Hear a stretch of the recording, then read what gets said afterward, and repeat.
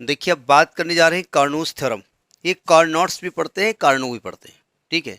क्योंकि हमने बताया ना इनकी अम्मा ने जब नाम रखा था तो चिल्ला चिल्ला के बताना चाहिए कि हमारे बच्चा का नाम कार्नोट है, कार्नो न पढ़ना। तो लोग कार्नो पढ़ते हैं, कुछ लोग कार्नोट्स पढ़ते हैं।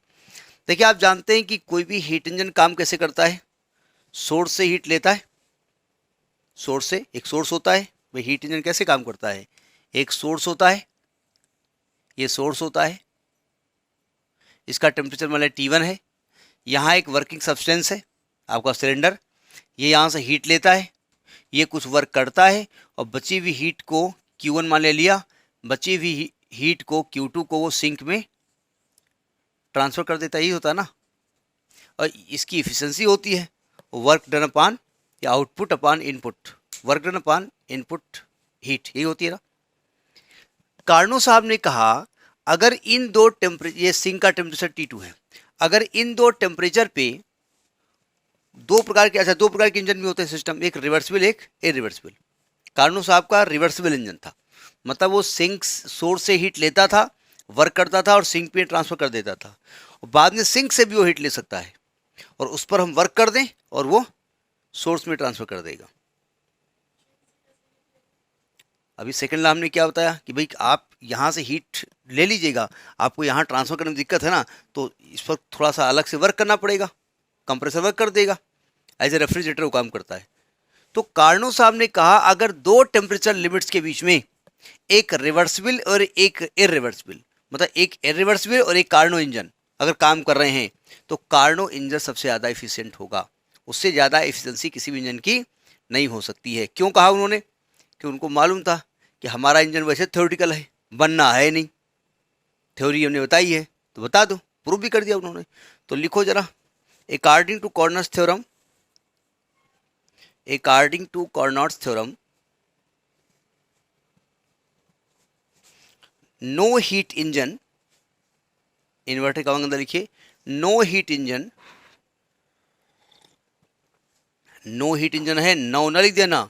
आपने कहा अच्छा 9 हीट इंजन काम करेंगे, 9, अरे दादा इतने हीट इंजन है। नो हीट इंजन है, बहुत एक से एक है ना। No heat engine working between the two given two temperatures, working between two given temperatures, two given temperatures can be more efficient, given temperature can be more efficient, can be more efficient than Carnot's reversible heat engine, Carnot's reversible heat engine working between the same temperature, working between the same temperature। ये Karnaugh साहब ने बात कही कि अगर दो temperature limit के बीच में कोई हीट इंजन काम कर रहा है तो उसमें कार्नो का जो रिवर्सिबल इंजन होगा उससे ज़्यादा एफिशिएंट कोई भी इंजन नहीं हो सकता है। क्योंकि उनका मतलब है कि कुछ भी कह जाओ कौन दिक्कत है। जैसे आजकल कुछ नेता होते कुछ भी कह जाते हैं, उन्हें मालूम कौन सिद्ध करेगा। हमने कहा ऐसा होता है जाओ, है हमने 2 लाख नौकरियां दे दी, हाँ दे दी, तो उनको मालूम था कि मुझे इंजन बनाना तो है नहीं। फिलहाल उन्होंने सिद्ध भी किया, इसको प्रूफ को लिखिए प्रूफ, प्रूफ ज़रा समझने की कोशिश करिए। प्रूफ थोड़ा टेक्निकल टाइप का है और सेकेंड लॉ ऑफ थर्मोडायनेमिक को ध्यान में रखते हुए बनाया गया है। सेकेंड लॉ क्या कहता है कि किसी भी सिस्टम से ली गई हीट को पूरी की पूरी वर्क में कन्वर्ट नहीं किया जा सकता, ठीक, ये दिमाग में रखिएगा। तो पहले लिखिए in order to prove Carnot's theorem, in order to prove Carnot's theorem, let us consider a reversible heat engine C। एक इंजन को C माना, a reversible heat engine नाम दे दो C और ब्रैकेट में लीजिएगा कार्नोस इंजन या Carnot's engine, and an irreversible heat engine I, irreversible heat engine I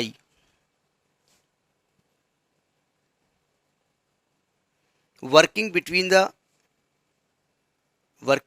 the same source at temperature T1, working between the same source at temperature T1 and sink at temperature T2। क्या मतलब है sir, समझिएगा, diagram थोड़ा बनाना पड़ेगा, रफली इसको समझाना है, लेकिन डायग्राम फेयरली बन रहा है। ये एक सोर्स है, ये एक सोर्स है, यानी ये हीट सोर्स है, यहाँ कितनी भी हीट स्टोर हो सकती है। ये सोर्स है, इसका टेम्परेचर कितना है T1, ठीक है। और यहाँ पर एक सिंक है, ये सिंक है, यानी इसमें हीट आप ट्रांसफर कर सकते हैं। ये सिंक है, इसका टेम्परेचर T2 है, ठीक है। सोर्स से हीट लेना है, सिंक में देना है, सिंक से हीट लेना है, सोर्स में देना हो, बात की बात है, ठीक है। इसके बीच में दो भाई साहब काम कर रहे हैं, एक कार्नो इंजन काम कर रहा है और एक इररिवर्सिबल इंजन काम कर रहा है, ठीक है। ये कार्नो इंजन है और ये इररिवर्सिबल इंजन है। कहीं कहीं पर इसको आर लिख दिया जाता है, क्योंकि कार्नो इंजन रिवर्सिबल होता है तो उसका नाम आर लिख दिया जाता है, रिवर्सिबल इंजन, ठीक है। ये काम कर रहा है और आपको प्रूफ क्या करना है, आपको यहाँ प्रूफ करना है, टू प्रूफ, क्या करना है, प्रूफ कि efficiency of Carnot engine is greater than efficiency of irreversible engine, ये प्रूफ करना है। तो आपको प्रूफ करना है ईटा क्या होता है, इफिशियंसी, लिखिए। तो इसको प्रूफ करने के लिए यहाँ पर कॉन्ट्रडिक्शन मेथड लगाया गया, सुना है कभी नाम आपने, कॉन्ट्रडिक्शन मेथड, सुने हो कभी नाम, नहीं सुने हो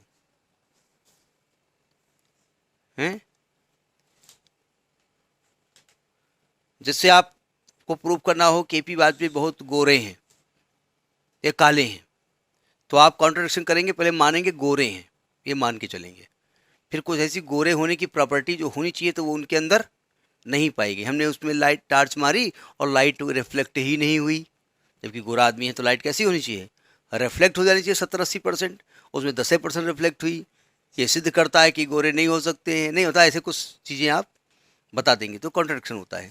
आपने कॉन्ट्रडिक्शन मेथड 9th में यूज़ किया था, जब √2 को आपको इरेशनल नंबर प्रूव करना था तो आप √2 को रेशनल मानते थे और बाद में अपने तर्कों से बता देते थे कि हमने जो माना है वो गलत है। तो हम यहाँ पर कॉन्ट्रडिक्शन मेथड दिखाएंगे, हम क्या कहेंगे कि इररिवर्सिबल की इफिशिएंसी इससे ज़्यादा है, ये प्रूव करके दिखाएंगे, ठीक है। तो नीचे लिखिए, we prove this theorem by contradiction method, we prove this theorem by contradiction method. तो हम इसे क्या मानेंगे, कॉन्ट्रडिक्शन मतलब विरोधाभास, विरोध, उल्टा बोलना। तो नीचे लिखिए, लेट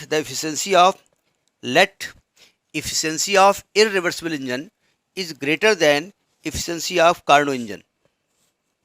यानी हमने मान लिया यहाँ पर लेट कि efficiency of irreversible is greater than efficiency of Carnot engine.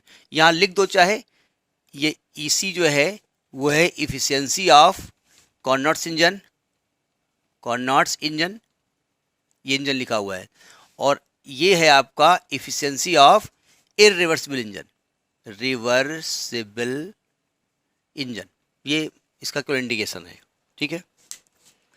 अब देखो जरा समझिए सावधान, हम पहले इररिवर्सिबल के बारे में बात कर रहे हैं। हमने कहा, हमने मतलब कार्नो साहब ने कहा, इधर देखिए, कार्नो साहब ने कहा मान लीजिए इसने यहाँ से कुछ हीट एब्जॉर्ब की, सोर्स से इसने हीट एब्जॉर्ब की और उसकी वैल्यू है Q1, ठीक है। और अब सिंपल सी बात है कि पूरी की पूरी इररिवर्सिबल इंजन क्या करेगा, पूरा का पूरा जो हीट है वर्क में कन्वर्ट नहीं कर सकता, ठीक है। तो उन्होंने कहा इसने वर्क कितना किया, मान लिया W', और जो बची हुई हीट है वो कहाँ ट्रांसफर कर दी उसने, सिंक में ट्रांसफर कर दी। और सिंक में कितनी वो ट्रांसफर करेगा, अगर Q1 एब्जॉर्ब किया है और W' काम किया तो कितना वो ट्रांसफर करेगा, Q1 माइनस W'। अब हर Q2 मानेंगे कि नई क्वांटिटी आ जाएगी। अगर हमने कहा 25 जूल वर्क किया है, वो हमने हीट दी है और 10 जूल वर्क किया है, तो बची हुई हीट को सिंक में ट्रांसफर करेगा, तो 25 माइनस 10 कर दीजिए ना। तो लिखो जरा कहानी, लेट इंजन आई, पहले इंजन आई के बारे में बात कर रहे हैं कि इंजन ने Q1 हीट एब्जॉर्ब की है, W' वर्क उस सिस्टम ने किया है, और जो बची हुई हीट है Q1 माइनस W' वो सिंक में ट्रांसफर कर दिया है। Late engine I absorbs heat Q1 from the source, absorb heat Q1 from the source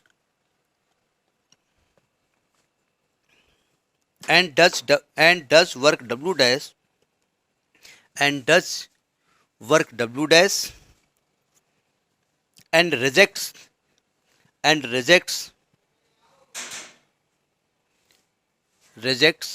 heat Q1 minus W dash to the sink. Heat Q1 minus W dash to the sink. ठीक है।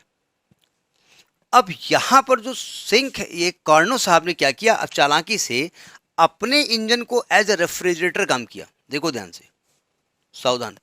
उन्होंने कहा कि हमारा जो engine था वो कहां से हीट ले रहा है, सिंक से हीट ले रहा है, ठीक है, और ट्रांसफर कहां कर रहा है, सोर्स में ट्रांसफर कर रहा है। तो उन्होंने कहा देखो ऐसा है, ये कितना इससे ले रहा था Q1, तो ये और ये ट्रांसफर कितना यहां कर रहा है Q1, कहां से ट्रांसफर करेगा, लेना पड़ेगा ना यहां से।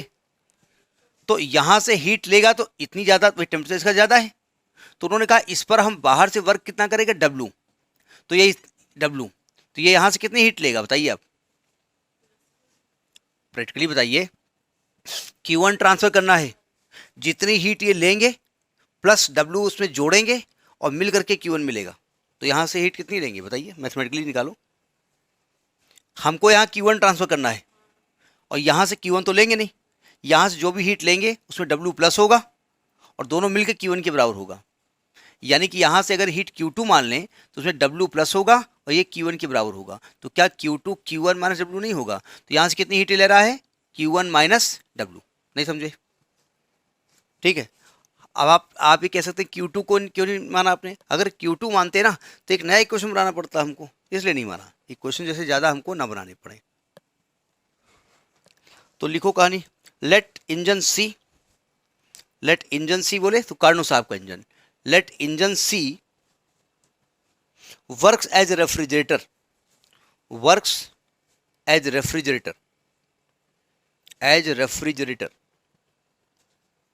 एंड इट एब्जॉर्ब्स हीट, कितनी एब्जॉर्ब करेगा Q1 minus W, it absorbs heat Q1 minus W from the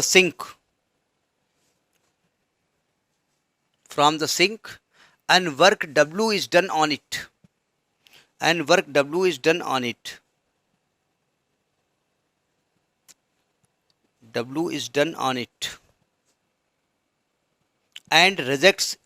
reject heat Q1 to the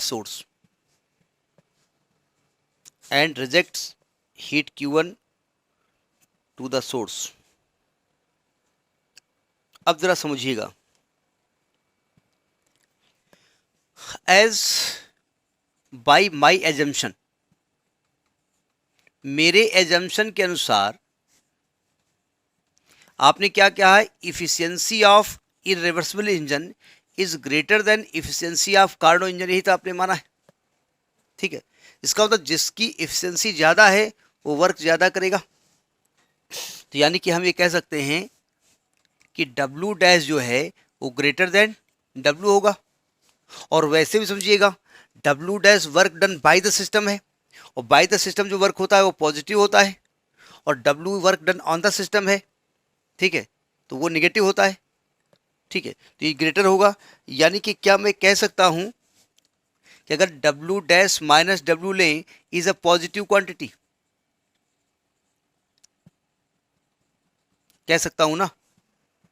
अच्छा भैया, ये जब बड़ी वैल्यू है, बड़ी में से छोटी माइनस को तो पॉजिटिव क्वांटिटी नहीं आएगी। इसको फिलहाल इक्वेशन नंबर 1 डाल दो, दोनों मिलाकर के इक्वेशन 1 है, ये ध्यान रखिएगा। अब देखिए, आप दो इंजन काम कर रहे थे, अब बताइए सोर्स से इस इंजन ने कितनी हीट ली है Q1, और कितनी हीट ट्रांसफर की है Q1, तो नेट चेंज कितना हीट का हुआ है, कुछ नहीं हुआ है। तो आप लिखेंगे net heat transfer to the source कितनी है, 0। नेट हीट ट्रांसफर, भाई दोनों इंजन काम कर रहे हैं, इसने Q1 हीट ली है, इसने किसी भी तरीके से किया हो, कहीं से उधार मांग के लाया हो, उतनी हीट ट्रांसफर कर दी है। तो net heat transferred to the source कितना है, नेट हीट ट्रांसफर्ड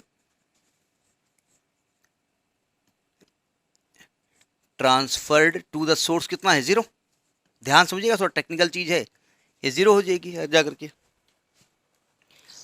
और नेट हीट ये सोर्स में कितनी हीट ट्रांसफर हुई है, 0। अच्छा, सिंक से कितनी एब्जॉर्ब हुई है, net heat absorb, net heat absorb from the sink, from the sink. Sink से नेट हीट कितनी एब्जॉर्ब हुई बताइए, नेट हीट सिंक से कितनी एब्जॉर्ब हुई, ये एब्जॉर्ब हुई, ये ट्रांसफर की, तो नेट के लिए माइनस करना पड़ेगा ना, करना पड़ेगा ना।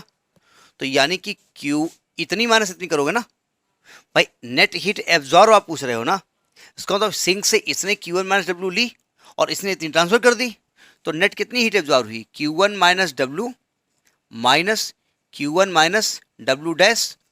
अगर इसको हम सॉल्व करेंगे, इसको हम सॉल्व करेंगे तो कितना आएगा, डब्ल्यू डैश माइनस डब्ल्यू आएगा, नहीं आएगा। नोट करिए इसको, एक क्वेश्चन नंबर 2 दे दीजिएगा, क्वेश्चन नंबर 2 डाल दीजिएगा।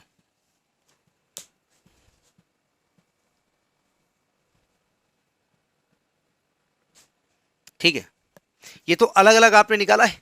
अब देखिए, आप बोले इन दोनों इंजन को कपल कर दीजिएगा, कपल मतलब एक ऐसे स्टेज जोड़ दीजिए आपस में, ठीक है, नहीं कि आपस में हीट का लेन देन ये कर सके, ठीक है, मतलब दोनों एक दूसरे की जेब, कितना रुपया देखो, 20 रुपया, 20 रुपया है हमारे पास, हम तो 10 रुपया दे आए, लाओ मिला लेते हैं, तो दोनों मिला करके इसको कपलिंग कहते हैं। कपल यही तो करता है ना, नहीं, जो घर में कपल वर्ड होता है वो भी तो कपलिंग वही होती है ना। कितना पैसा है, सैलरी मिली, आपस में मतलब रखने लगता है। तो लिखो, let us couple, let us couple both the engines together, let us couple both the engines together, then, अब बताइए, ये एक सिस्टम है पूरा, है ना, दो इंजन एक सिस्टम है। इन भाई साहब ने कितना वर्क किया, डब्ल्यू डैश, इन पर कितना वर्क किया गया, डब्ल्यू। तो अगर कंबाइंड सिस्टम पे नेट वर्क डन कैसे निकालेंगे, net work done by the combined engine कैसे निकलेगा, कहाँ लिखे, ऊपर लिखते हैं। तो थोड़ा टेक्निकल लैंग्वेज है इसकी, थोड़ा टेक्निकल तरीके से समझना पड़ता है। नेटवर्क डन, हेडिंग डालिए, हेडिंग नहीं लिखिए, net work done by the combined system, net work done by the combined system, combined system. देखो पहले हमने अलग अलग वर्क कराया इसमें, हमने कहा इसने Q1 हीट ली, डब्ल्यू डैश वर्क किया, रेस्ट हीट यहाँ ट्रांसफर कर दी। हमने कहा इसने Q1 माइनस डब्ल्यू ली, डब्ल्यू वर्क किया गया और Q1 ट्रांसफर किया और ये नेट हीट एब्जॉर्ब हो गई जाकर के सिंक से, ठीक है। अब हमने कहा दोनों को कपल कर दिया, अब एक कंबाइंड सिस्टम हो गया। तो कंबाइंड सिस्टम में नेटवर्क कितना हो गया, डब्ल्यू डैश माइनस डब्ल्यू हो गया। भाई कंबाइंड सिस्टम में ये वर्क पॉजिटिव है, ये वर्क निगेटिव है, तो नेट निकालने के लिए क्या करो, दोनों को माइनस करोगे। आप ये बताओ, इक्वेशन में इसको 3 डाल दो। इक्वेशन नंबर 2 देखो, आपने नेट हीट इतनी एब्जॉर्ब की है सिंक से और नेटवर्क इतना आपने किया है, ठीक है, मतलब, और नेट हीट ट्रांसफर कितनी की है वहां पर सोर्स में, 0। मतलब क्या हुआ, यानी जितनी, सुनिए, आपने सिंक से नेट हीट इतनी एब्जॉर्ब की, इसको कैलकुलेट किया, यही तो आया, आपने नेटवर्क इतना कर दिया है और आपने सोर्स में ठेंगा कुछ नहीं ट्रांसफर किया, ठेंगा मतलब 0, ठीक है। इसका मतलब क्या हुआ कि सिंक से जितनी भी आपने हीट एब्जॉर्ब की पूरी पूरी वर्क में कन्वर्ट कर दी। सेकंड लॉ क्या कहता है, वो कहता है भैया किसी भी सिस्टम से ली गई टोटल हीट को वर्क में कन्वर्ट नहीं किया जा सकता, यानी आपने जितनी हीट एब्जॉर्ब की पूरी पूरी वर्क में कन्वर्ट हो ही नहीं सकती, इट इज़ इम्पॉसिबल। इसका तो हमने जो एज्यूम किया था वो गलत था। हमने क्या एज्यूम किया था कि इसकी एफिशिएंसी ज़्यादा है, तो इसका मतलब इसकी एफिशिएंसी ज़्यादा होगी। तो नीचे स्टेटमेंट लिखो, बाय इक्वेशन, या इक्वेशन 2 and 3 states